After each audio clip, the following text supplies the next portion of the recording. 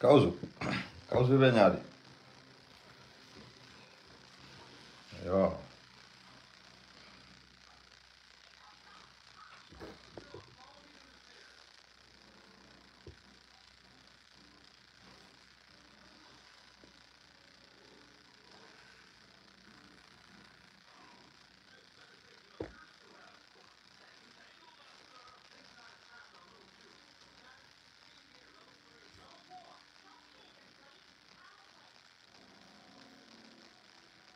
Appeared separately on Coffee Time during the last 2 weeks to help me understand the current situation in the local music industry.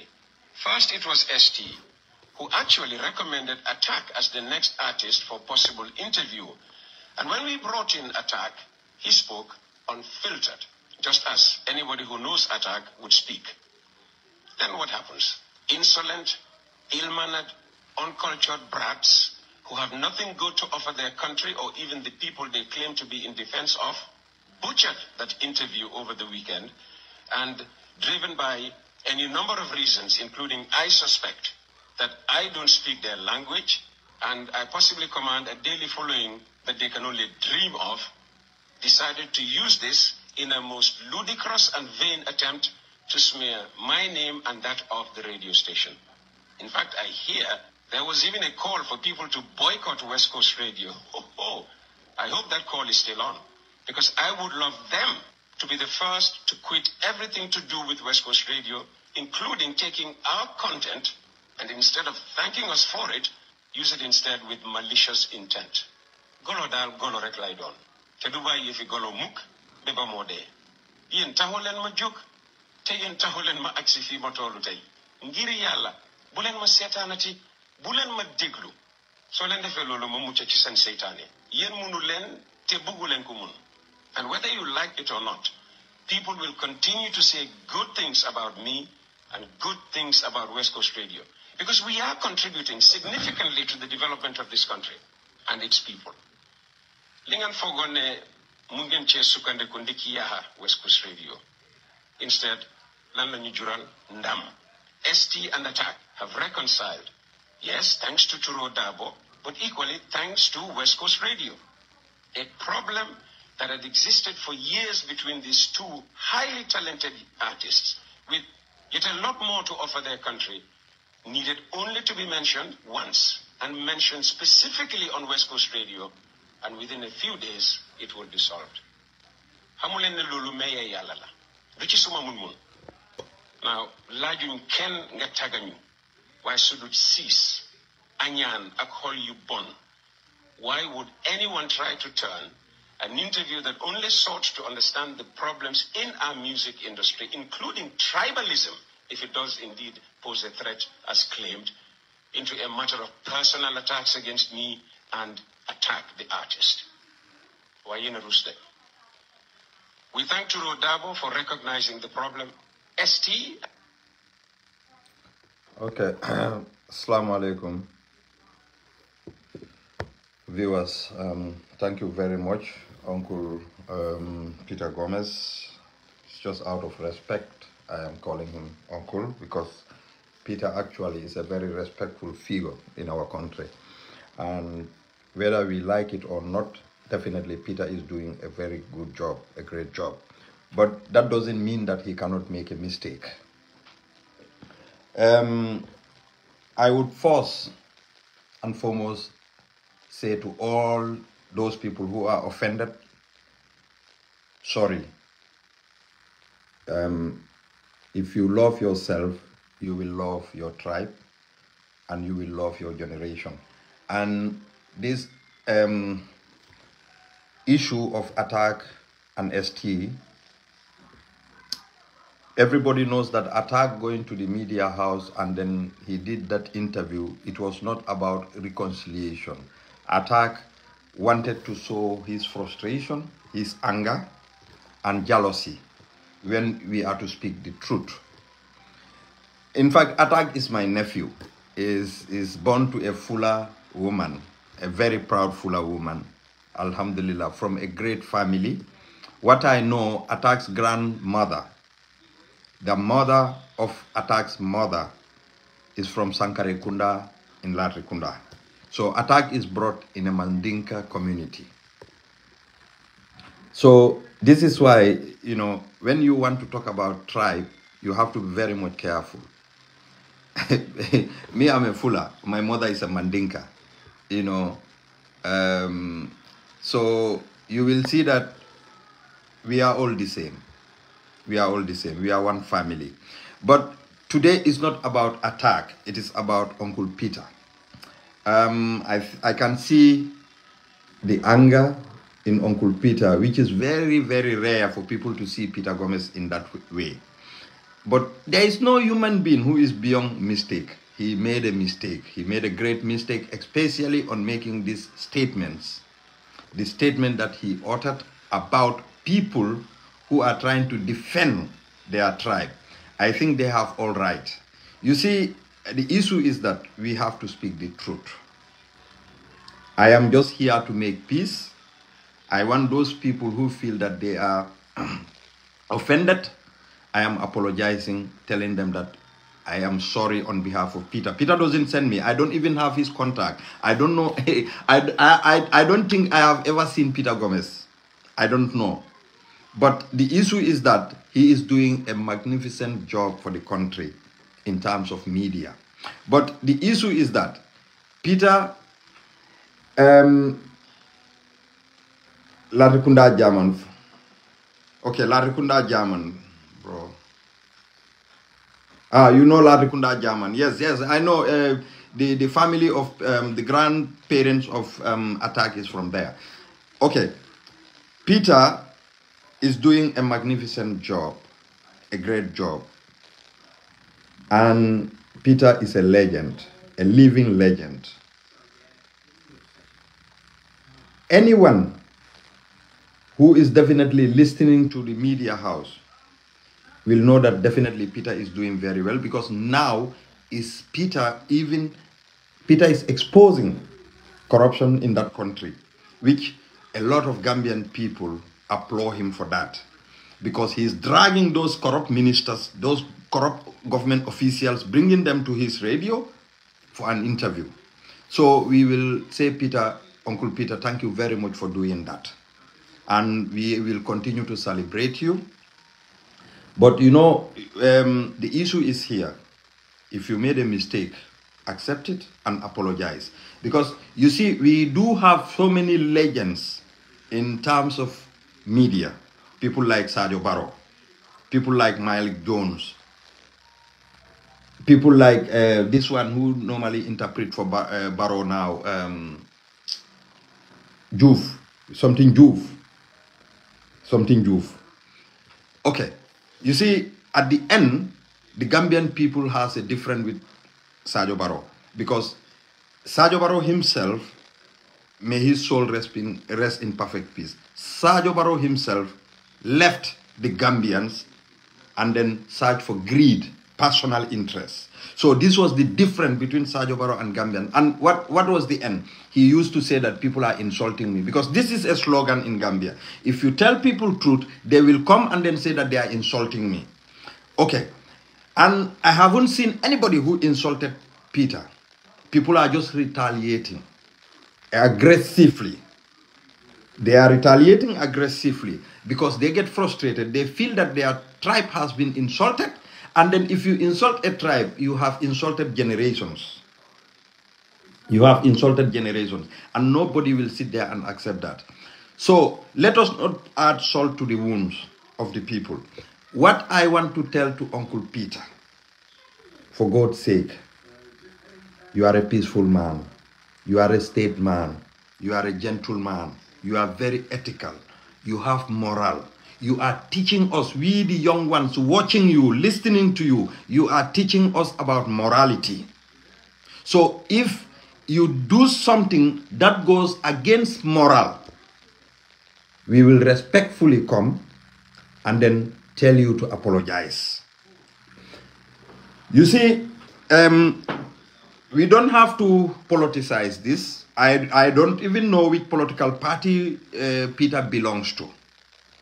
We don't have to make this as a tribal issue. The only thing is the mistake Peter made is the statement that he uttered now. And definitely we all know during the interview with Attack, Uncle Peter could have stopped it and managed it better, because Uncle Peter knows he have more experience, he is more exposed, he is more educated than Attack. So he can do better to at least stop that or make Attack to make that statement better. To make that statement better. You know, I'm not going to talk about Nene because, Byro, I didn't see the statement of Nene. But if Nene come out to defend Peter on this statement, then Nene is not truthful.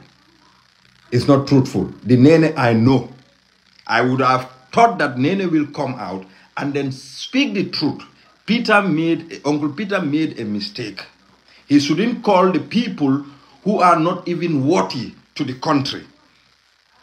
Those people who are coming out saying that you are calling them as a monkey, they came out and then they saw their frustration, they saw their anger. They are telling you, don't call us monkey. Because you said something about our tribe. And Peter said one thing again, which is very, very dangerous. He said, because they think that I don't speak their language. It's not about language here, Peter. Uncle, I beg. You would have done better. I said, you are a champion of many people. We celebrate you. We celebrate you. Honestly, we celebrate you. Don't listen to what, I don't know what Nene said. I don't know. If anybody can give me a clue, that would be better. But I don't want to speak much about Nene because I don't know what she said about this particular issue. So I don't want to say something. But if Nene was in support of Uncle Peter's this very statement that I played here, then Nene should go and look at herself. You cannot be going to the media thinking that you are a warrior, you are a strong woman, and when people started coming after you, what you will say, because I'm a woman or I am that, tribe will come again. So we do not want that. This is why let us look a way forward to diffuse this very situation. Because at the end, they will politicize it. I have seen the comment of Sisla Jadam. I have seen the comment of Fatih Hydra. I have seen the comment of Serif Sise. I have seen the comment of Salif Sonko. And these people are from different political parties, but they are all Mandinkas. They are trying to defend their tribe. And they are right to defend their tribe.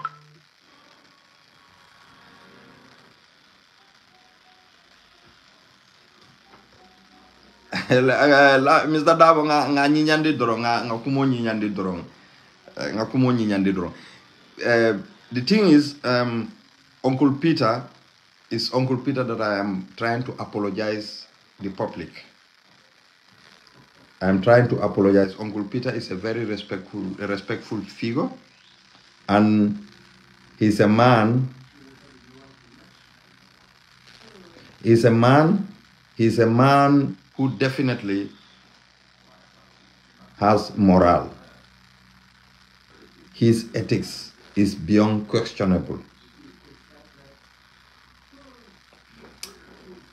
I wouldn't say that he is a tribalist. I wouldn't say that because I have never seen Uncle Peter being aligned to any of that kind of thing. So I wouldn't say that. But whether he made a mistake, he made a great mistake. And those people close to Uncle Peter, I have contacted some people in the Gambia so that they could contact him and then try to talk to him so that the situation could be diffused. And if anybody, I haven't seen anywhere I don't know why he said that, but I haven't seen, I have been following people on the social media, but I haven't seen anybody who said that let us boycott West Coast Radio. But Peter said that. So I haven't seen that anywhere. I haven't seen it from Sisla Jadama's post. I haven't seen from Fatih Hydra's post. I haven't seen from Serif Sise's post. I haven't seen in Salif Sonko's post. The people who are complaining, these are Mandinkas. They have to, Peter. They have to. You have offended them. So come out and apologize. And by listening to Nene Freda, I will tell you, Peter, you should know better. You know, Nene is a very agile woman. Alhe kadunga min call nu Peter Gomez la kuola wala fama be call contenting. Yalong mimbe caring. Abinga fonyo any more mistake. Uncle Peter a mistake call. E manya na fola ko minul be odia moke kande a monkeys. Wala e manya na kafu fananko because mela kango mimfo wala kamfa. Woman mo kamfa ja. And I'm not a Mandinka. I just want peace between you, the Mandinkas, Peter. For you understand, Peter, how many Mandinka friends? Sister Tida, Isama. Isama Musa, Selena. Amba only wala venyadile. Abijandro. Jare Bayal kortana tela. Anaotana tena. Abarake iba program kende la bari yalo Musa nyim futata lato dami yalo ko lanna tambola kake. Yalo keba kata ngolta tuno wala keba ntola nyanta kata la tribalism kana soto Gambia. Wala mtonya. Keba la nyante mirala aba minfola banko kanindi ngol yake ngadindi ngol makoy. Bari sanyin kuo kata nyame abuko mulke tawle. Yenyim putli into system. It's very sad to say. Nte buka comment nyesi vala bari aje sanyi aketa nyeni ku ya ni toroleti. Muna na mol iba finti la yemmandin ko liya fo banta do fana finti sabu ko Gambia. Momo bulta iba mandin ko nen na le ko la yena fo ali hako boyndinye. Peter Gomez mu kebaleti. Yeah, kebalo. Attack mu dindi ngoti. Most of attack mu dindi ngoti. Hana atara nde fam comment attack la postol to le bari dindi ngolo mai hani be chance to I grow I mature. Ngatanda la attack yemin ka amambe tay ku karanje bari there is no excuse for Peter Gomez. There is no excuse for Nene Freda Gomez. You know excuse tebulo. Dunia kuo ku dandula bala le janni hadama dingo manyang ika koronto ika diamu keba ni kumo fotota ila moy folo janni ba fintile ba diamu la ila diamba diamu to niyake ika tinyaro lake ibu kadadaro ke ko na ke tani mu muslimoti saljo mota arkam flo sali ala dani isondo moy tenku janni ba fintile diamu barsanyi lanna tambo la bake kan banko kan Musa and woman na wala tambo fonga accept Konga address nga accept ko molba minna is not okay. I'm sorry. Mojuma do binale potenka yaka ko I'm sorry. Najara Selena ifelendi ye fa drop ha. Aja. Do fana yena ko I'm sorry. I'm sorry kanyantale for me anyway. It's enough. Excuse tiye kotenke. They should know better. Andunta ngamira hadama dingo dol kuol minu be sondo moko ne la real ila mentality la real I don't know how to say it. Yeah, mean feel. Wala kana finti. Ntenga jinyami asike nga wrong mafo mimbe sondo moko no malonde manke alak. Meda. Mamoda denta fola moya batende bari ikamintandi ntenga minje. Ntela feelinto. Mimbe kono ye hatred min soto wala ka fintina ntenga je wole nyama asike nga wrong. But people like Peter Gomez, Nene Freda, these people, they have to stop. Ye dunia kuwa kuje dandula balali. Lamin a decline. Sorry, Sister Tira. Lamin daba decline by yena muruna nkota kebang because okay, I felt that. Sister Jare. Okay. Continue. Yeah, kuwa ku dunia dandula balali. Peter Damante walunga do fana moile nying fo fat janlo mbay badia muka manding kol ten. It's not necessary. Foi ka duika fuko 2021 election o so say li akanyantale. So say manke the only tribe to Gambia. So say man the tribe jamal la bije. Kulol bije le tribalism is wrong in any sense. Tribalism wrong tali. Nte fe hadama dingo ni koy tribalist manke misilimoti. Beri ala le silo ala le siyo beda. So ninte ko basido la konna otonga ala la man la ala la kumo mambula no ma as a Muslim. Imu misilimoti sondo mokono. Ini ko mu tribaliste woto ita manke misilimoti woto ala iminfo imambulano mabayri ala le sidol fananda. Bari man dinkane ngo have to stop. Nene Freda Gomez, there is no excuse to our behavior. Peter Gomez, there is no excuse to our behavior. I can even take attack of a man Kamali. For all the Pusika or whatever, but Kebal Akanyantale, Musa Akanyantale. Yeah.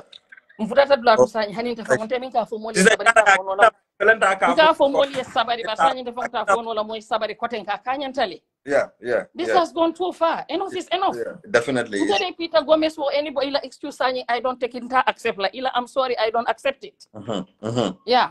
It's definitely ngalong ko it's too much definitely asiatale andung amanke killing nom fulalo misa understand bari watu wati sakasanyi inyuni ya disale ko nyiman linka fobi amba gambia mbatu momo farete doromba tunge mamandi ni farete gambia lo mita fale ko hako boyndinye haniye mo fa hako boyndinye moliye yamfe ya kanyantale.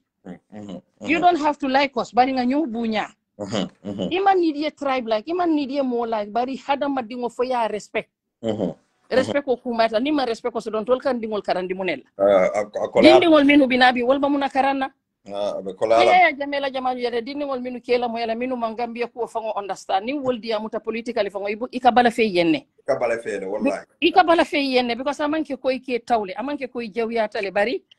Ye wala long ye ya mo wodi ya musifa la ye wala follow. Nte fede this is enough. Peter, there is no excuse. Hani Peter simu apology like I not accept. Nene Freda that apology kelante kungo. Mamodo for there is no excuse for her. Nte fe ijiko la fintita sanyi. A fintita le birinu. Na nata mwole kwa musula ha so sanyi reality to nyamu kilindroneti. Ijiko isa nunya wonya ka fintile. Nte fe la true kwa la wala fintita. Bolo ito nya. Yeah, so heka to demba to do bayri nga mol jara nyo sister jara nyo jele fanasi. Sister Tida. Na sister jara. Amenyadi. Jandoro. Heka to de nindi ya muta wela mimba mol to rala ko boy. Yalo nga fuelo ngoy mudimba nyimal di kodi.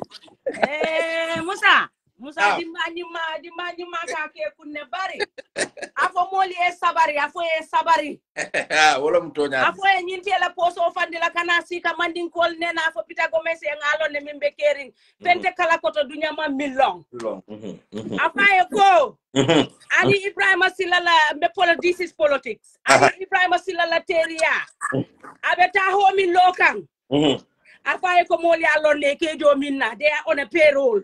Manding call nen nte mon fanke manding ko tite me fanke fuloti Musa wallahi sister Tida fana the same thing iko finga joge boko bañe dafa fekk dafa doon nga fekk nga gel se ñaaw de manding ka yelo wala ka bori mbalo kon jola yelo serer yelo ani fula yelo wala ka bori kana oge nga nyinyandi mbela nyi ani wala ka bori nte balo kono nga fo elente muminti I am every tribe yeah understand wala ka bori nte balo kono nte muminti mu mandin ko tile mu serero tile mu jolatile mu fulotile because ni bele ma so nte manyan na tribalist fanka fo dami nte manyan na pour nganasi yeah nganasi ngafo bari comme Tida ya fo nyame al nga ñoo respect al nga ñoo buña wala kuma ya al nga lon kon to demu Gambia le ye mo mon dinje drobe tribalist kala akayite la le ko ate mu musi falet barni woten to lañim bankunde ngokono ini mo la differeno ko lafta kar la o makinda yenasi be kumol fala mi den sama siling abe toralale jare yalla to lebe ñoo baade la to lebita ñoo la kunko ton to lebita ñoo la futwol ton to lebe kuwol kala bari ali idani ni sabarindi ni mu me jube continue dorong ibe to nya kan yedi amunte haninte nata Facebook live mo clean en jube I couldn't care less mo jelle commenter na post kono nte manke ante ngas message min send Facebook kono nte wole important tante bari kana lo tribe killing la dorong mandinka tribe ye nyineke 2021 ya nati nang ye problem o nati ha mandingol ketatene mandingol setatene they vote for Adama Barrow based on tribal line o mari killing le nati ka Adama Barrow kele ya mere ka mandingol le kele no bari ke fangal le kele because ndam mangal le bita marse o yeah tribal bele kata marse ko do be minna poso kono momondi na poso nikinta tribal belem dol ma soto tribal belem abanka ko mo killing ali nganda nga alfal dani nga foye ko ali sabari ibe nyimmi naten nim mandin kol nata mandin kol 34% neti mandin kol tol ngalon ne ko adama ya jamme ay mandin ka ya suppress le duma they come up with their own percentage mol nyama ma femma mol muta mol yalo ne mimbe keri Gambia history ko mandin kol si abaro tele ni alfal ma foye tol ngalon ne mimbe keri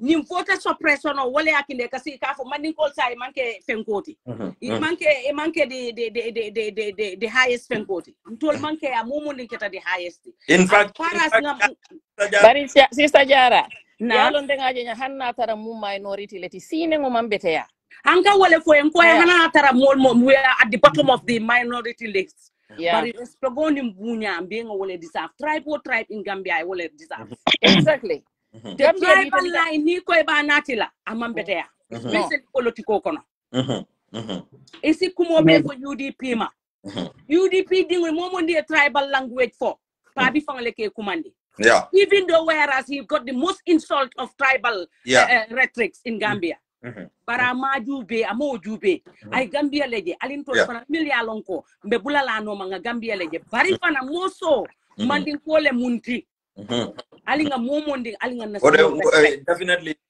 ente fanan ni alinga nyola sio respect nyaje nata obviously Peter a wrong tale ni momo be tonya folaye a wrong tale ala statement of fango damma as an elderly person amanya na odia musifalu kelanu nko na tara he is a journalist adum Peter meta journalist yalale mune yakina Peter be sonna fang mobe sila abe retrix fola mi alonko amambete ate fangala platform ota safa ni manke na etena manya na sonna nyina tonya lem ye dinno ya sotole mi ya dimin because sai nte buka motofo tebe politiko le kono buka motofo sai ni te yalo ne ko dinno nyin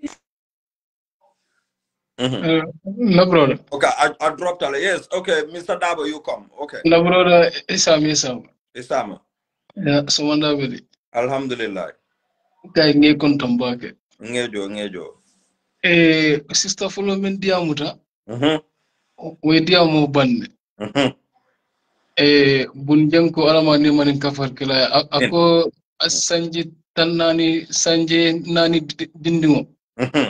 Ase wale kawandino bari sanji tanani keba ato kawandino kuma kawultide okay ni ajibe bake pita menke is very wrong because ntenga example ota membe kering ni call ke faye tribal fenke from the CEO aka pende jan travel kumo buka discourse jang ake address le in a very sensible way Fadera the same thing Fall the same thing Seoma the same thing and Peter will be sub media kono he is more experienced than those people munazina amala responsibility ta atele along ani alatima right so ni sister fana men fo toñalem hanama dingo ni toña fae ajiko momenti aka kamfata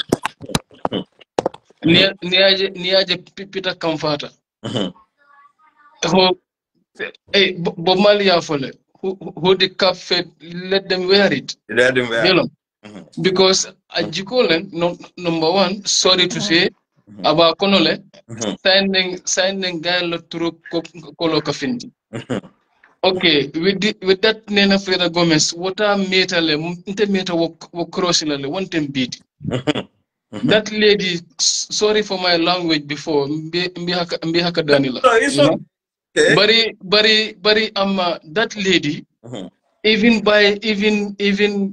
a kirfatula bantaba programu nimmolbe diamola when nga crossi nim bayola ton sita puruka diamu work omusindi kamun talego ika that lady is full of hate my brother billahi wallahi tallahi there was a time nga safe nka ko why is it that when Bayo is coming to speak, ika mako meya lonko ibuka pare fanka Bayo kaomoy. That lady have no respect for malafika kumu dolfo, but ala behavior, anala body language, anala face language, aka behave nyaming. That shows that lady don't like Mandinkas. It's the reality, my brother. Niman tuanya fo ulia ebe wole fola. Andu niko sanajajo ko wole fa ko niko be mobe please la. You are going to be a hypocrite. Hypocrite. Olam tuanya. Ebe kela nafiko leti nafiko. Obvious. Andu that lady ala turu kolobe finti kan every time.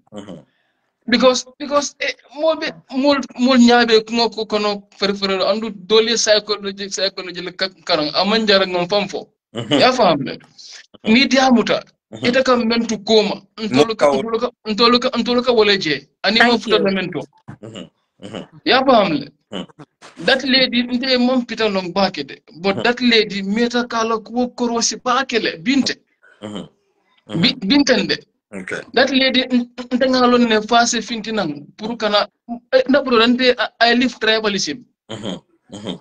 Nte tata ba ko te hayle yankuba benum karam momento I was in the same school with yankuba Dabo. Chairman, yeah. The chairman ba ko te hay SOS. Nga live le na grade 11 inter house sita ntol bela ka contribute. Ntol bela ka contribute inter house class B.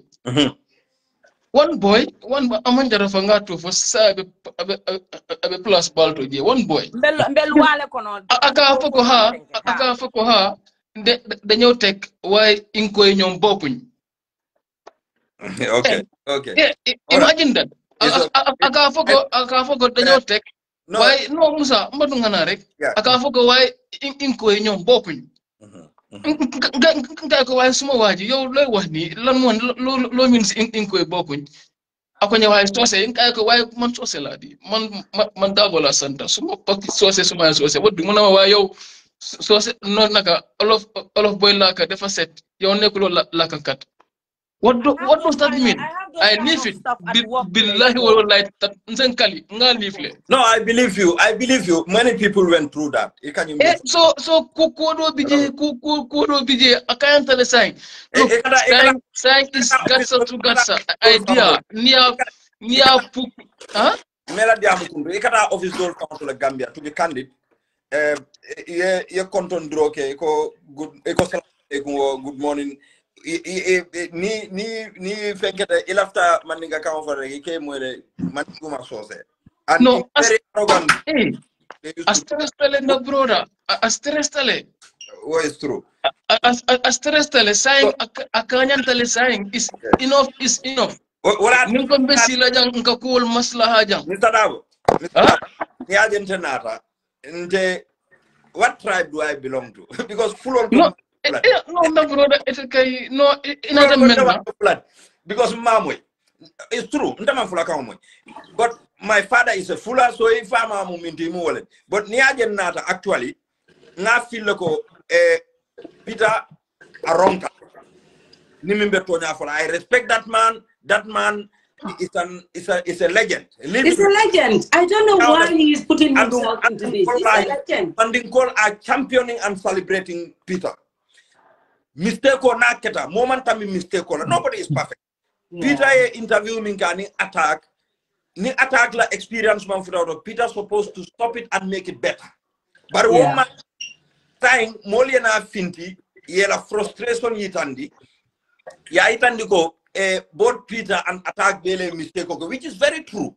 Which is very, very true.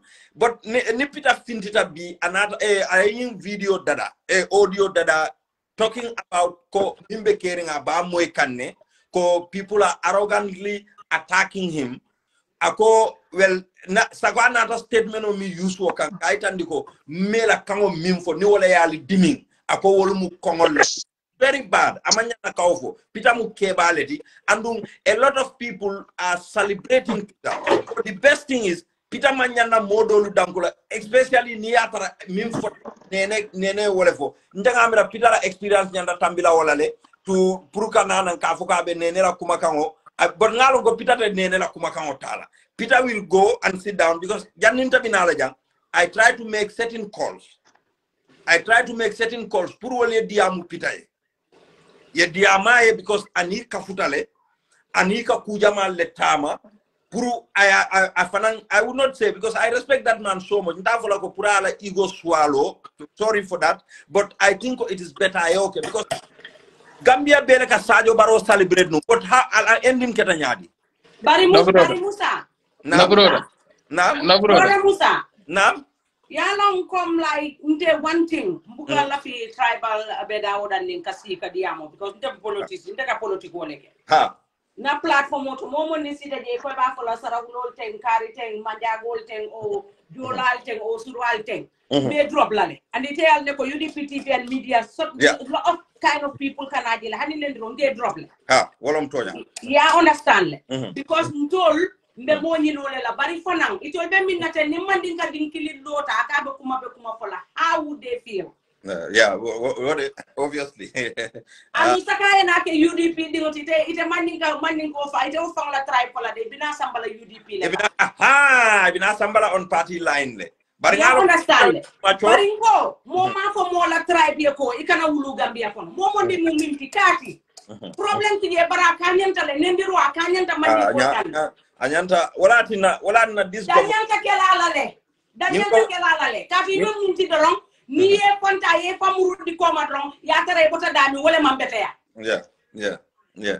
anu te bota dami bota ni mol bele ko no momondi e mo fe o fendi ma dorong faye fona ma because ma ko le ko kana woke nde be mu Gambia mu kilingoleti bari politique jareta nyinna amanjara personalisation no jareta nyinna to be mu kukili be mu mo kilingoleti ali ngang hakilotu nga kununjele min hakunta jang moli ajele inata ko tenge inata another place to iko be woltale be kuntundila amma ali kana so wala ali tol mandika dingal ali nga mo nyo kara besen do tanga mo nyo kara kana nyo tanga nyo fe wala ndi amma betea kana nyo tanga nga nyo fara nga nyo balota ka fara nga nyo la tribe ka fara kana so nga na fatala de nin ke ba ngalo ne ke ba le mat andunte I look so much up on this man wallahi mo jamale a lot of people look into him definitely bari yana si jang kana ni kulubali ya language ofo is wrong amanke kuti min correct nin ke ba rontale amanya na kala momo ndi ya sokota kan fana o muy mario la hajolte bara rontale totally a rontale mol bi de nan kamil ma mol bi de le mukambili ma because ngala ne kunu ni tatarla kukili mbi ni mantara kukili ngana sin konke nganya ntata bari mandinka ne nganya ntata dannal amal tentu lambal jayla ala baraka bake tida mai roda ala baraka thank you na broda Musa dunia faje ko ku dandula bala kanyantale nendiro kanyantale sinengo mambete ya amambete ita folan la ta ala e kasi ka jutu wandi siyola Gambia te bita family jumala to bi bakunda fakunda moma masidola na atije woto nga kata nga nyomu tan don memu ke balti nga diningol mako Peter Gomez ba Kenya min I minke is wrong nene ferede minke is wrong nene ferede this is not the fourth time ka kalanta ya diamo fo ko dandula bala ila tro ko la so fintitana ikenya nimbe kono wala fintita ante dai fo Peter Gomez ana simu apolo jo kenta uta nta yamma jam fayne fa dunia fo la very good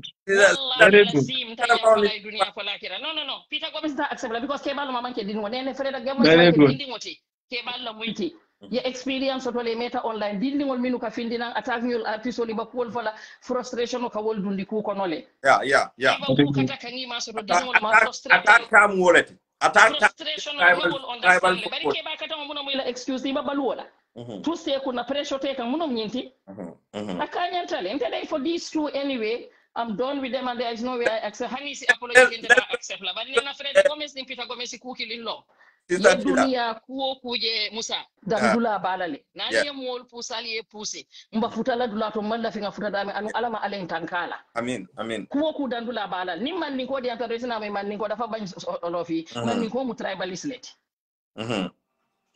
si mo jella basi la fatuma ta jahum fama ni Gambia no du yala balu wakile nga man ni ko le nga fo am sorry yeah okay sister Tida you know tonya the thing is getting out of hand. And more Jama, they are talking about this tribal issue. They do not understand.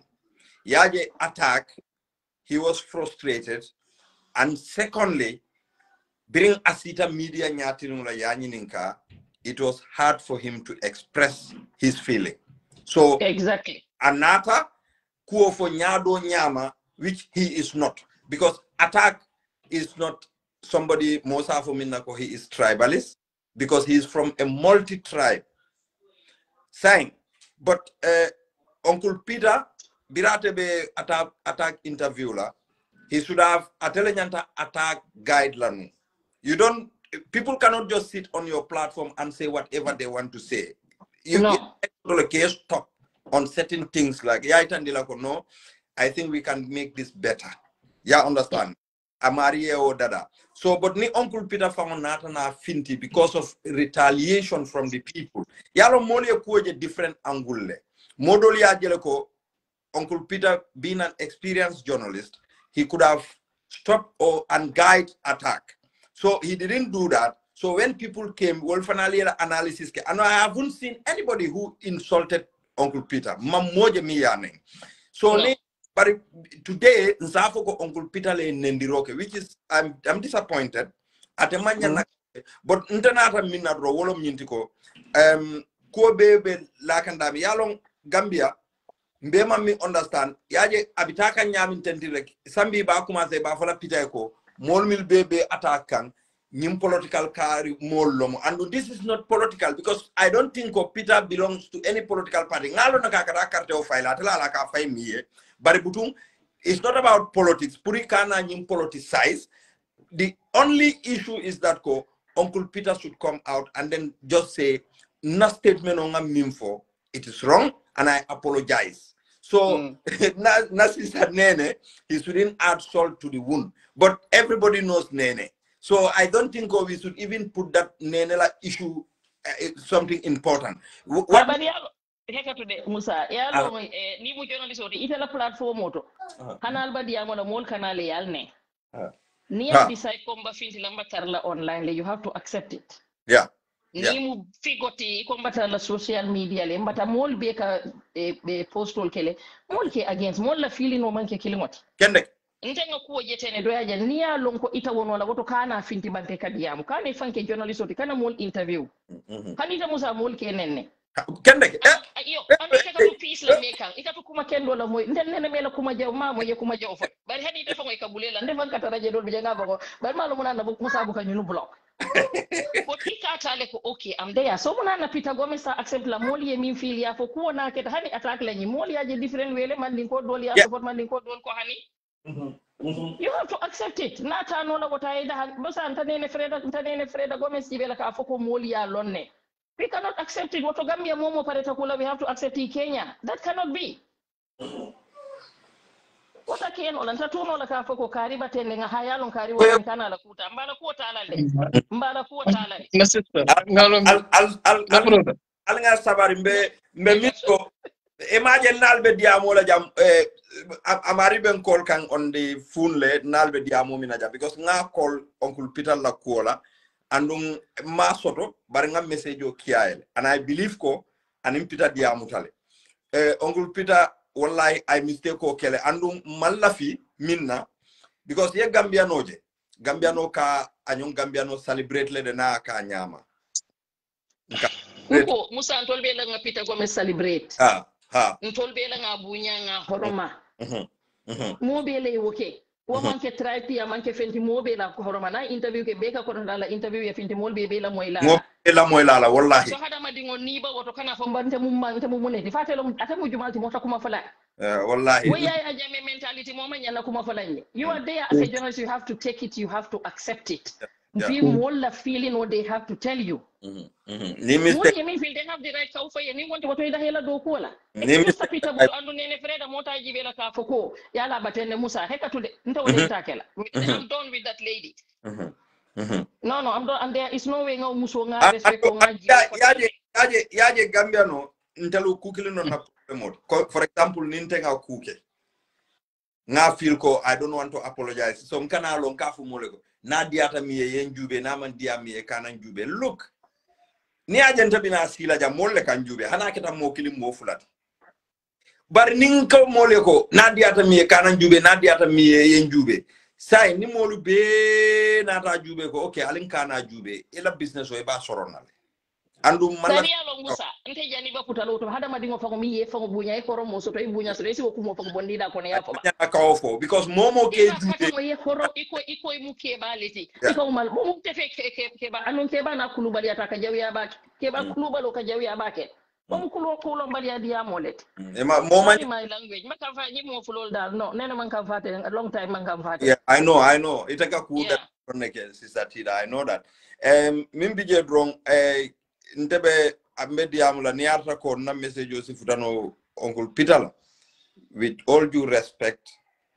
amanke he is not a prophet he's not God even prophets they make mistake ala drone buka mistake koki so Uncle Peter nyanta minkela wolom nyinti ko ala nyin statement o min ayake aina ayada da because you don't follow from hadama dingo mimu hadama dingo ite nyon hadama dingo kumandila da fengola no is on Islamic Christianity mafo Judaism mafo Hinduism mafo Buddhism mafo nyon hadama dingo inenete ko kumandila ko inenete ko kumandila ko wo mu da fengo da ula kono da fengolati it's totally wrong isi kamfanya wonya imanya na kenyo hadama dingo kumandi wala andu ke ba mi ba da mi to te nyanta dinigol karandila yeah exactly wala na moral Musa ke ba fa yalon ka mu ke ba leti moral is ba ko ke bunyalani sabar lati moral is very very important moral because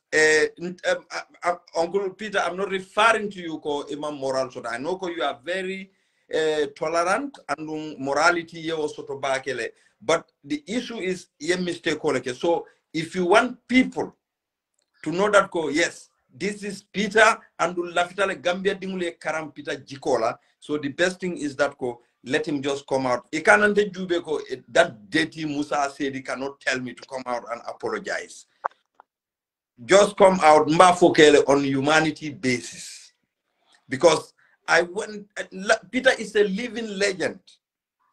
You know, every Gambian near Peter Moedoron, na Peter Momo interview, every Gambian like a interest pour kajube. And I believe ko ala good friends will intervene. People like Pastor Mbajao, people like Alaji Sedi Baro, people like Dr. Man, people like Musa. Na brother, alin so nga ning kumo korek nte alpula because tafta ka fintile dugare. Okay, it's atare na brother. Ya philosophy belief ta men. Diplomacy is the key to peace, okay? But too much diplomacy also is a sign of weakness. Ya fahamle, it's the reality ngatonya fo. Ntolu amanke ko manning sido like nintol manning sido like nun den nun ko kombo sido te silaje ya faham so saying yeah nandiro nin sister men for is true it has to stop anyantala stop because enough is enough akanyantala you know nga diplomacy nga tala amanke ko nimbo itonye atere nyanta kana aya fo mbala hekatu bari ita manyan na kakata wonno mo ikafa ko ni na mu akadani no amanyan na kila wonyama you know brother yalo me bari ngal konto ila nyin apology na pareta dola fana mi kala abaraka Mr. Dabo abaraka Mr. Lamin Dabo Sister Bintu yalo sisa kunda ko mwidi mimbije no Sister Bintu al nga nyandi doro yalo mbe kana dunyola ndekana dunyola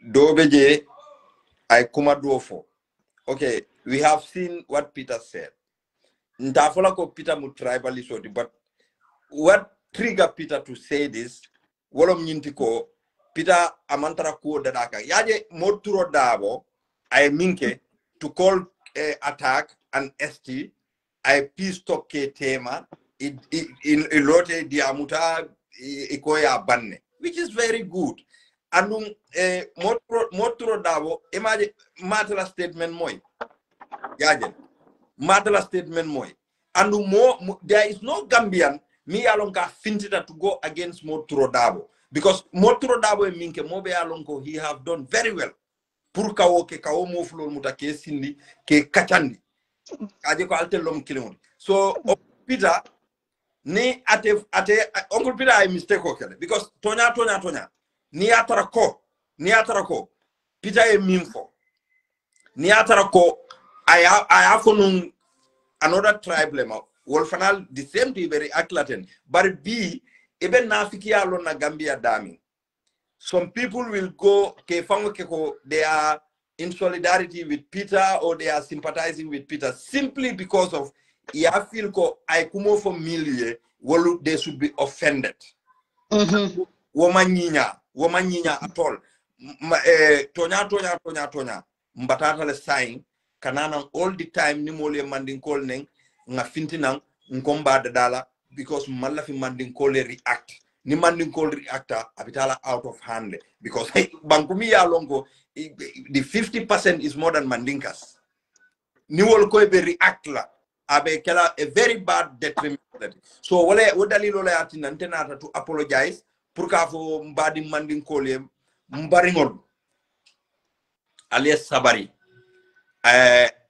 you have to get the thick skin yaje mandinka ya nal fango ya long wallahi mandinkol are very proud and good people because jama bi jen kan sañolu wulindi dinkiral to Gambia ni mandinkol ye di wol keta tribalisoti no jawyata bi dol sita dula dol to ite sila je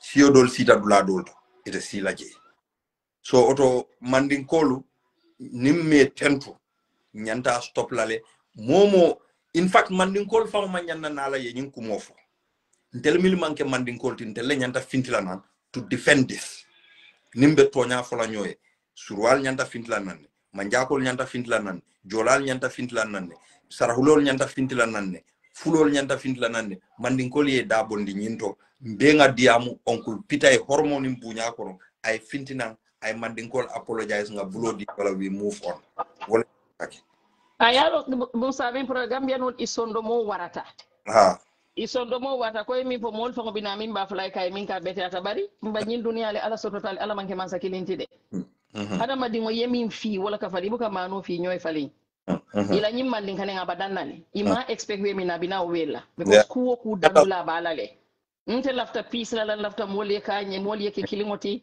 si fatam fanso amambete anto la family to siyo baby jele ko to dol fututa surwale dol fututa si dolye so dunia fo nga ñoo accept anu si man fi CFC bayri ala lay siyo beda wallahi ala min dada wo man fenna tawto min jawyata wallahi si ta keri min fi CFC si dota ta keri ne bayri ala len tol beda bayri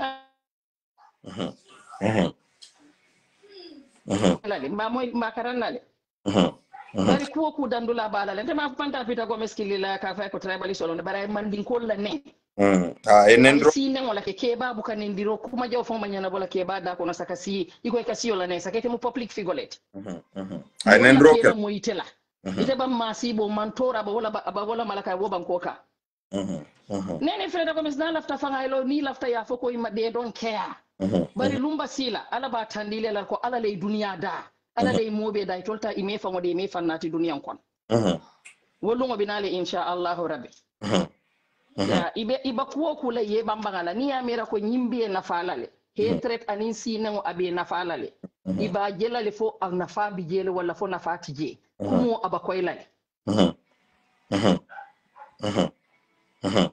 nte kay mbam fenso to ko tenkemba min fala because Peter Gomez learning this is too much nyanta yilla na tambitale nyin ye mandin ko nen I'm sorry for me is enough akanyanta le dunia ko ko dandula this is enough nte I'm done with it anyanta apologizing kala and I believe ko with his professionalism and ala self-respect I believe Uncle Peter will come out and then apologize which is really very important bari ni wolon problem wote aba apology kala do fana yena yafo do fana ko I'm sorry ni I'm sorry nendir wala nyanta stop lale sine ngo mambetea anyanta danale musa yalo wala atina bi fango nimmobe kachaka mi yalonko nabe benu UDP le bara na rabo UDP agara NPP le bare nabe kachaka ndamari to fola very nice nkay ko na kachata telefon dunta député wala ko kono nkay ko bari morke akonyenna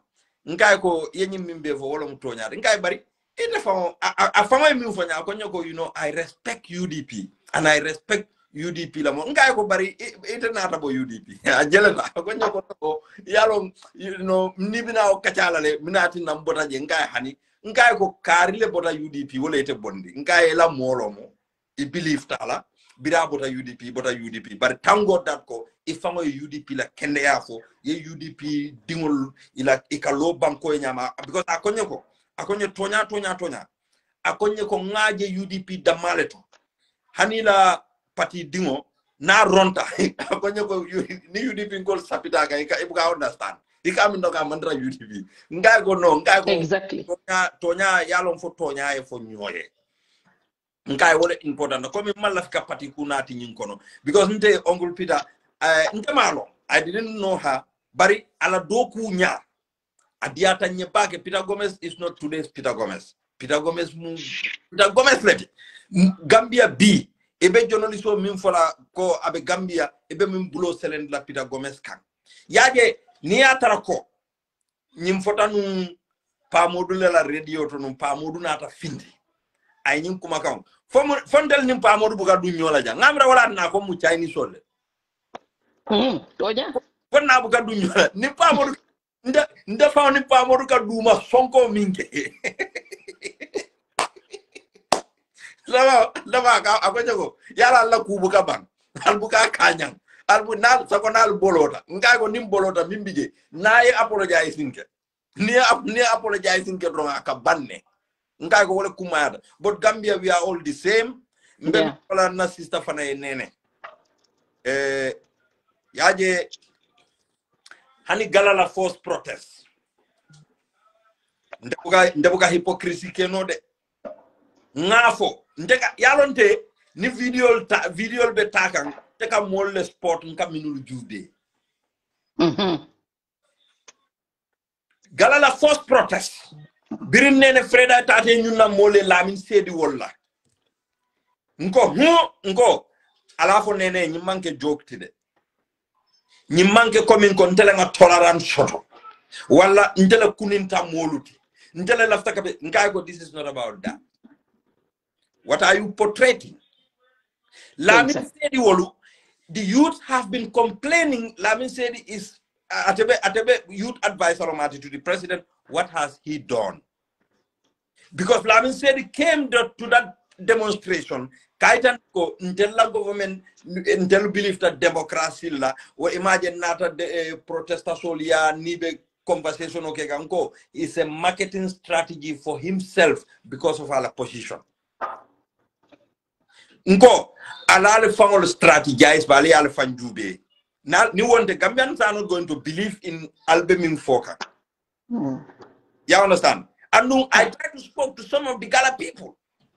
You understand? So mimbi de wonu nyintiko nene anyanta minkela ate she might be a sister from an extension with Peter anyanta minkela wonu nyintiko itani Uncle Peter lako dia momi be sharing ha bari ke maka nyamade because ila nyin kuma kango amambetea in love the make it better. You shouldn't call the people monkeys.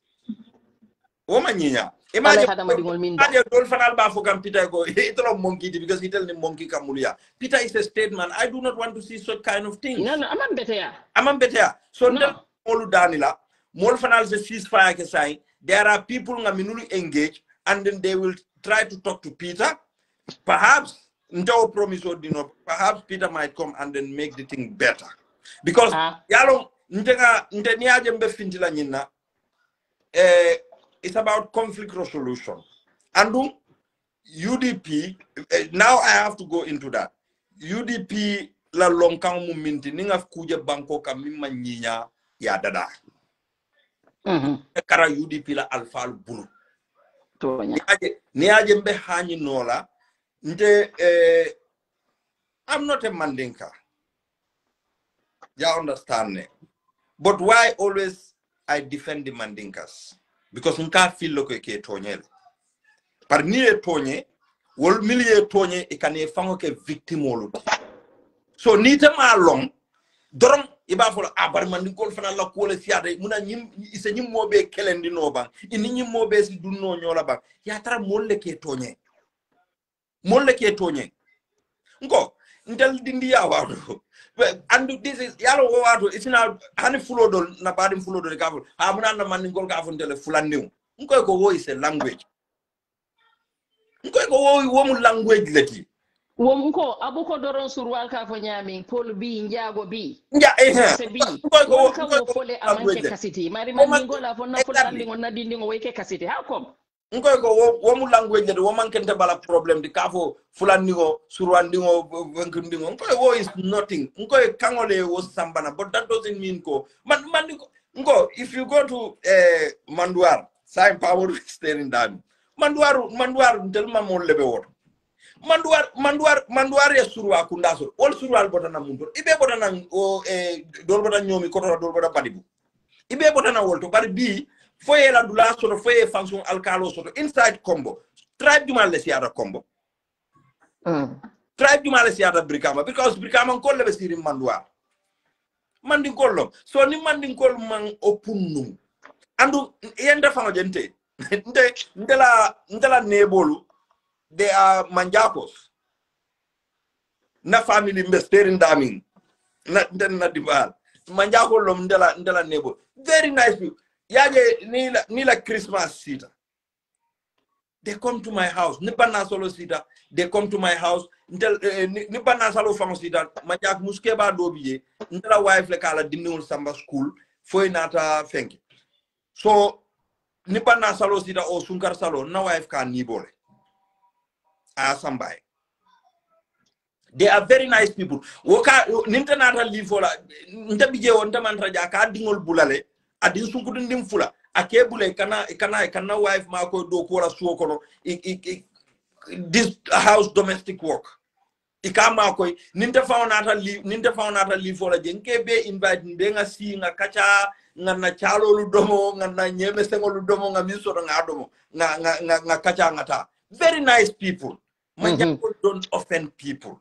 So never. Manjako don't offend people. These are very nice and beautiful people. So nene yalo model bede biano atehana darajata damandin doro moli astar kato fateka mera he delta duniati kanyinale wolom gambiano batandi wolom ila jino ko lejibe mo be bafala kare way musa te ko he entela bi jende mo nyon tangole di it's not like that. Ala le dai fango ji mbeni tata kamolta ka sunkane kilinta te jeni ka sera karabanji yola mo man fi ya moti yenna kaja ne ibantela nene freda lomu because zigi fintita jane wato min zigi dia muta attack la ko mo be akli tribalist la abala tribe la defend kan mo be yake tribalist woti but yet still a lot of mbala TikTok auto ay attack ba apologize and wol be mu dindi ngolleti ni ke ba katangol nyunu ba munafala pita Gomez ke ba katanga ba munafala so mniye man ni ko ma nyanta finlane mo be wakili tribalist la man ni ko ko mo be kay tribalist so sidol min diate ya ko mo so to fight support ko kina on message Facebook nte kana ta mbella moy la duma la le Musa wala on le bari pita ni nene freda alla ko ngata ngadi Allah subhanallah ala mu masakiline anu alama ale kitiyo tel altol ni mandin kol tema alni gambianol tema ka to fitino alka wala nati banko ka almantara kairo nati kanje almantara peace nati kanje so ila kuwa de inte ngata ngadi alala aba banna le sister tila hani sa banka wala fo yente wode en ka sabarle bari nyim moflon ta sabarle itoli musa nyunu kay no way hani se apology ke I don't accept pajara fo sa ega rugby le Agora training nella. Mfanala tala wala. You are welcome, Pajara. Thank you. Niba. Enubara. Sweden family benyari.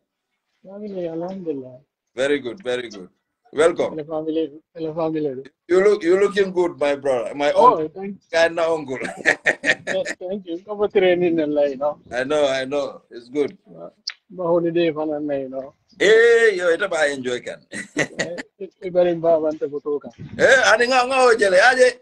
Yalong nga wala fo charawe nga yalong bari mi muideri. Ba man dara holiday la jaran ngai go stamfu jusula za ko nyanda muy bari nedi. Okay, me be also concerned that. Ejo. Topic going, you know, about Peter Gomez and, you know, Paul Linkete, you know.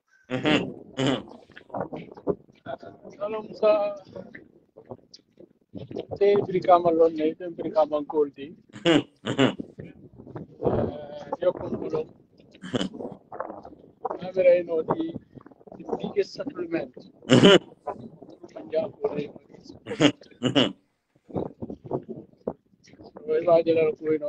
Particularly in the family, you know, Jai Kundang Kulu.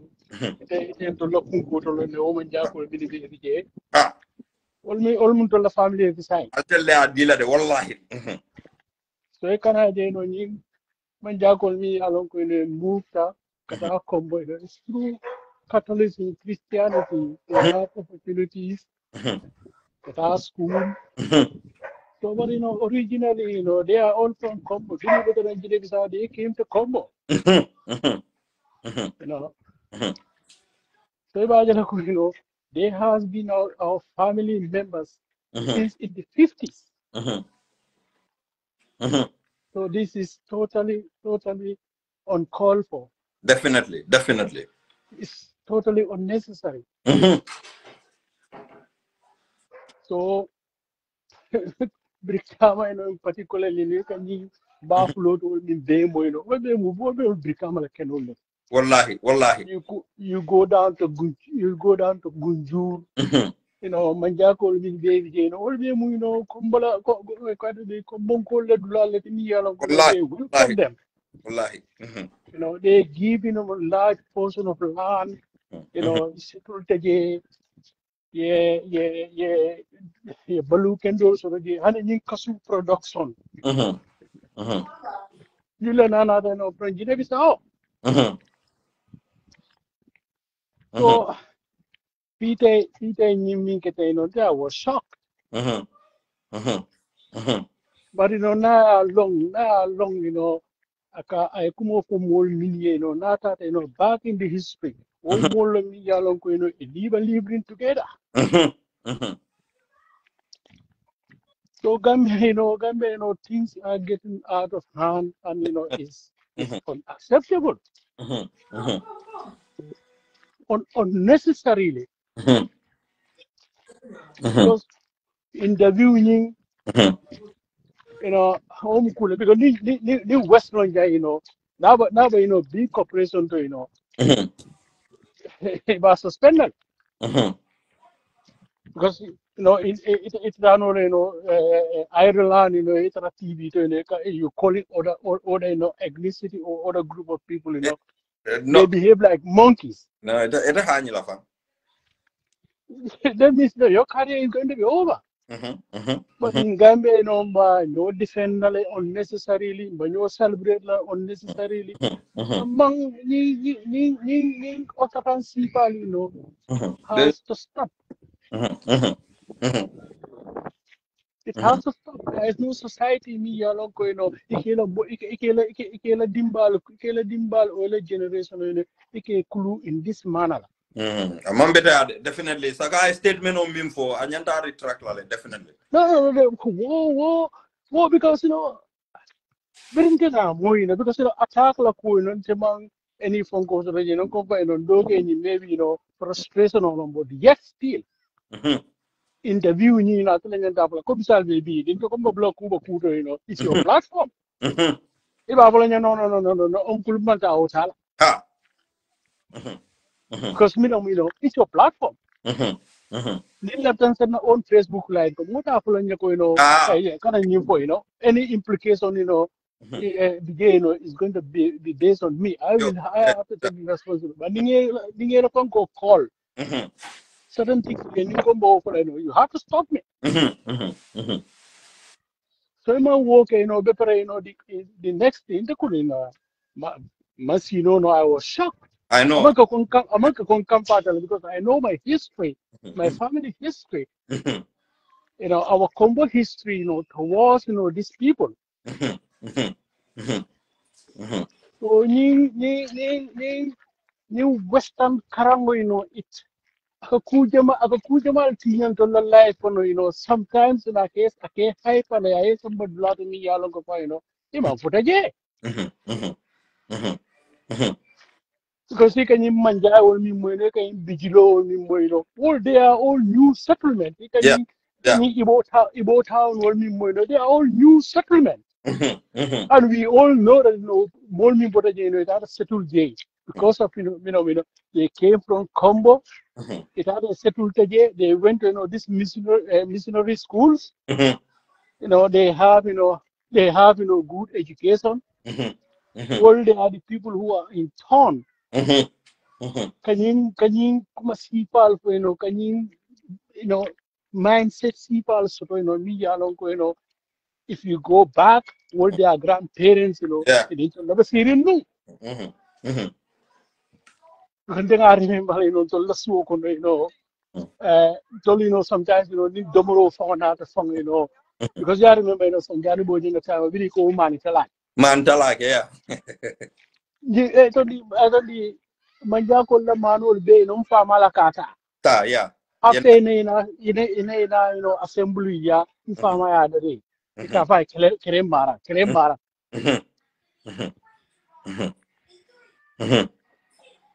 So anyway, this is the only contribution for the first time. Thank you. Not, social media, so I was so disappointed. But as I said, no come for me along, some comedy do, because I'm a bit nervous. But No. Yeah, brief history which is very important because nimi brikama yaltel lon sanyankunda ye tela kabilo long yalong yalla kunkol long yanaje settlement ol milbe woto altele wol mutala ko bi alni wollom bakilim fakilim wolde andum wala nyanta kake. So I believe ko Peter abenyinko abada dalale because Peter is a responsible guy. Ndede ala yalong kila alon ningala number so dala personal number mfangole ba call la num bari matela number so bari mba try la le ningala number so mba call la le nga fay wo nyama bawo dunia be nyami asisiano moltile ase yamarno bari mfanalsa yamarno kuluwo kono hormo anim bunya kono andum manna pour ka tinya laftale rek pour ka dada because I mistake ko leke hadama dingo ibe kala foroti minne ibe kala believati minne te believe ta religion o min fawla wallahi ni hanyita ni molu tonya ye fintina ko ha ngal tonya la lal hako bondi itelo mu jatoti ha itelo mu jatoti. So mbadi uncle nganyim fanan sa te bana diab do mandi ko ta borola ko ngata borola kadum.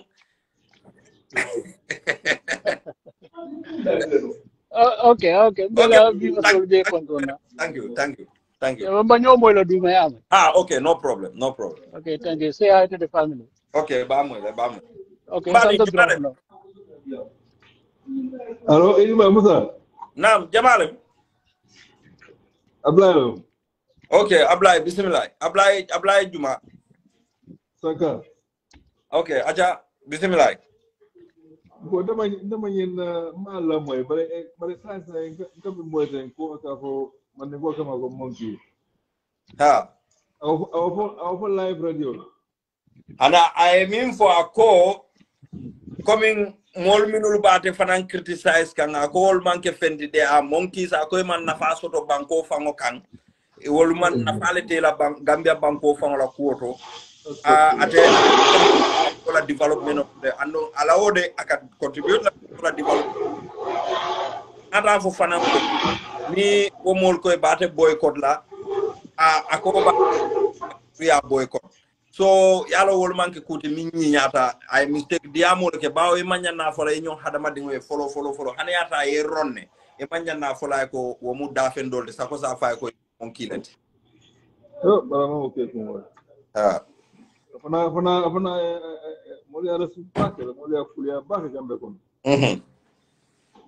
kanyina ko alma so labanya amen labanya mosa duwa kai amen kato kita ko mo jamali abunya bak moli abunyal de definitely wala abunya de intata bol masibol wala tinan inta juna pour mol se sabari ha mol ya sabari ama ala dema su sola ya mako ina e polo sero amin aju solo mota kabirin aba foka aju solo bota wallahi bota alma ala aju so sumende ay mo ay o ma ñu bolo se amin kana lo kuma ko le batal amin demo alma dum lati demo mo lati ni mo do kam fa day ko fokan des na ya ñende do ya koy ko betina ay nko yaje hadama dium fa ni to ñendiro ke na te apologize ta wallahi that day if am ka kontan ñami fa e bukalo you know that you did something you know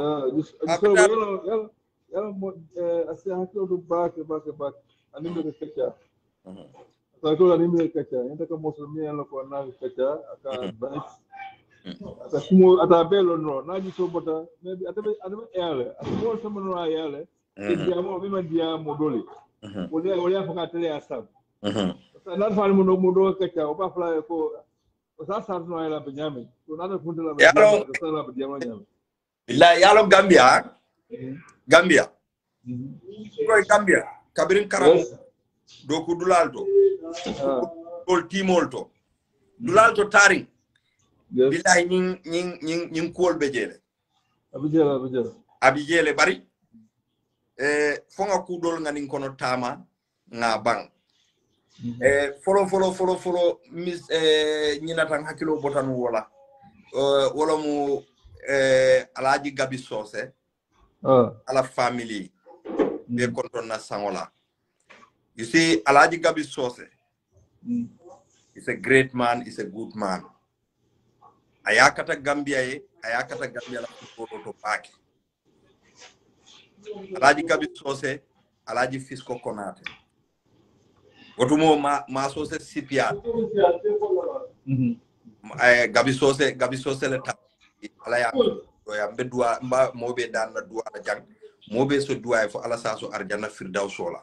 It's a good I mo jamale elevate. Ay mo jama bale mako e Gambia bi woldol be o tina o kono be baluni mal kono alata ko la Alaji Gabi Sose lo oto mbaf ko ko ala si sabar ju so dila ra palace to ala se itel base palace kana ko man is a good man to nin man tara caring kotake nyanta kala wolo. Okay, so it's drop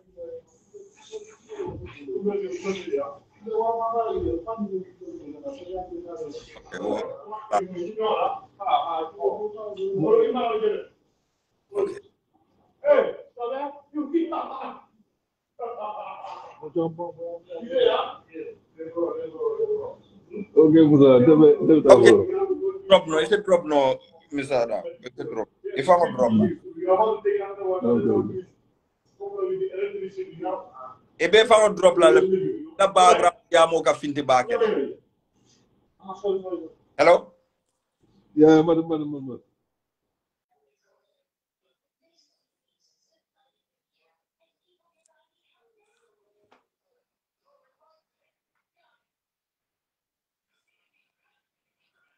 Yeah, brother Usman, as a kenole barina bilo tata abukana tambile mimu problem oti because akake simple majority leti NPP nkol ka block le ni wonte num biri ko nimi ye fonkolu neng economy ye fonkolu neng nyaadi le famu president o député olu ministre lu economy ye wolu neng e nyanta be sambala kiti ola nyanta generalize la le nyanta ka generalize le no bari mawo ke just itelu fangol because of la corruption o malaf mole odia wala tin combat ngi silandi nyine yoke but anyway it's a good idea bari lafta min danila ja wolo nyinti ko mbe molu danila na on brother sisla jadama Fatih Hydra brother Sirif Cisse, brother Salif Sonko, because nga wala safero jele bari motije miye kuma jawfo. They are trying to defend their tribe, and they are very proud Gambians and a very proud Mandinkas, concerned Mandinkas, because Sisla Jadama ni momo ya long. Sisla Jadama ni a tribe ma Gambia. Sisla Jadama ka fintile ayo tribe ni defend. Monene tafoloko Sisla Jadama ni Mandinka fonko ka foko dronko mandinko no. Mote ofola Sisla Jadama la quote. Brother Sirif Cisse laba on defanga amira fango Sirif ay suru account le moy Mandinka county. So these are people minuli alonko ita folno ko olmu tribalist already. They defend every single person. Ni femfenja ronta Gambia wrong. Ya lonko nyimmanke the interest of the masses the anda manke tonya trek they come and defend it. Fatih Hydra brother Salif Sonko will be. So I believe Uncle Peter will come out and then apologize. And Uncle Peter, kane danku molla duma minul ba fule kana wori mandinkolom wala ye attached to a political party. Kane danku ila. Religion kute nyinto. Kana som moyo religion phobia sambana wala mandinka phobia wala political party phobia. Kana soala. You are a mature person. You are a very good person. Me alonko mojamale ke te jube as their mentor. Mojamale ke jube because of ila comportment. Mojamale ke jube because of ila ethics. You are a real champions of ethics. People celebrate you. So morality ndo fole la karola. Bari nindo ye mistake koleke mbedan la alakan kila kan pour ye fintina ya dada. We move on. Andum isi kampanya nya kana fo moleko mo ndema moy mola min ko abe boycott la de maaje dulato. Andu ni momo fana yafo ko alnga Uncle Peter boycott du karambal dan la.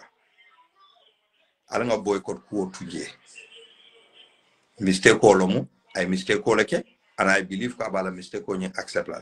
So coming to my sister ngalo nako Friday asikeno ebe si la grand bantabale yin kumo foje. Bari ni atra ko eba fola kana kumo tinya. Yaje nimbe sonna. Me si jama beje ni ku ketal tele banku do sotolal katano dami. Bar mo jamale be Gambia ni ku boyta Gambia ka wol man tabla so Gambia ronno.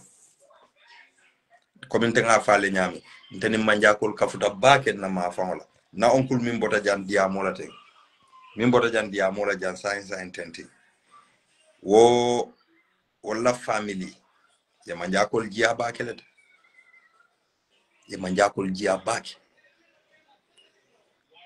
manjak family bejele minule alonko ye brikama suti balle tola ila kordal kon ye brikama suti balle tola ila kordal kon bar wo manjakol be momo isina moy na mo kare atata Guinea Bissau asa onda Guinea Bissau wala atata sangol to Guinea Bissau na badin karle banta Guinea Bissau so itele option sotole ban mo jama be Gambia wolma option soto bar wo manjakol in monene tafala ko they are troubling people before fam wotumo sign fam ni tata London kona brikama dulal to taring ikamanjakol tra in a settlement with people but wotumo come in development or keta but manjakol katarano outside ika ole prefer they go outside because of ika animal husbandry minge ika seol bula so katara usai come in cordal theater dulal fata molbena mol sota nyokan wala yatina molni manja corda dol bije sai be sa te hotel but imam more trouble imam problem so these are very nice people and Uncle Peter mo kendolo I mistake koleke so ndebe mbare muso dan la nene ni ma dada kana tinya kana itandiko ha ni Peter lo mo kilimoti molbe min fo kan be victimize kan ni mo jamal la kol bitaka nyokan on social media inin do la ko manta bari amanke ko mol buke jubede mol ke jubede mol be derinne nde yalom mol minul ka finti comme anden ni nene freda lungo minna Gambia Mansakunda ye tilimbal yato ko kela wolo bibe min fo kay maw fode wallahi nene freda mo lote ni atara ko 100 people lom 80% no be munum mandin kollati ari mela manjaki ya jube ye toñale jube alnga nyinya jo nyinyala kuma yata bakele alnga nyo horoma nko alkana so nyimman sakunda kalantangolu ika kudundal sondo mo kono ka fukal be mandin kol kerela